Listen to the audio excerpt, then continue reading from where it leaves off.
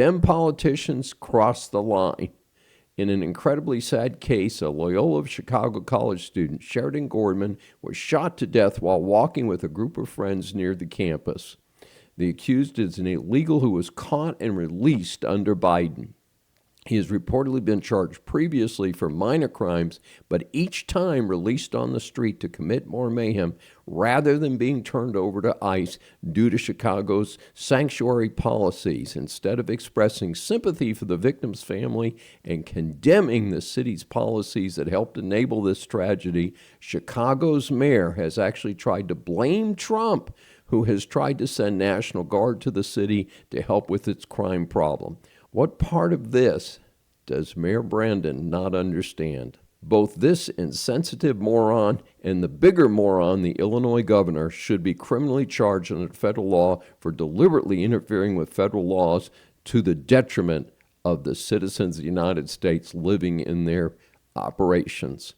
The Gorman family are shocked at the reaction of these warped politicians, stating, and I quote, "We are calling on Governor J.B. Pritzker and Chicago's sanctuary politicians to commit to not releasing this criminal illegal alien from jail back into America's neighborhoods." In the meantime, the accused defense attorney claimed the shooter is brain damaged from being shot in the head in his home country of Venezuela in 2018. Well, he somehow was able to navigate himself to the USA. I don't know how brain damaged that is. How did he do that if he's so disabled? Why did the failed Biden administration let him in if he was really a mess? Let me share my own reaction to this. I belong to a professional group that gave me the choice of either Minneapolis or Chicago for this year's conference. I voted for neither. They went ahead and scheduled it for Minneapolis, and therefore I am boycotting it. I call on reasonable taxpaying Americans who have had enough to do everything they can to boycott these rogue, anti-American locations. You will be safer, and as the cliche goes, vote with your feet and your wallet. In fact, I will not take a flight that touches down in either Chicago airport. For the rest of the country, make sure politicians at all levels know that you will vote them out of office if they go into these illegal sanctuaries.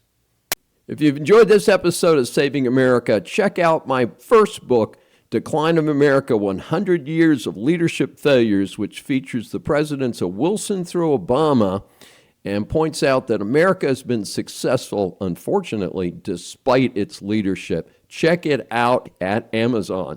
This is Dr. David D. Shine. Thanks for joining me for this special edition of Saving America.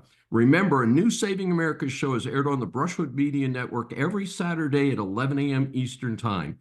Listen on any of the 16 network stations, Apple or Google mobile app, Apple CarPlay, TuneIn, Smart Speaker, and all smart TVs. Find more information at the brushwoodmedianetwork.com. Please be sure to join us each week. We welcome and love your feedback from our growing audience.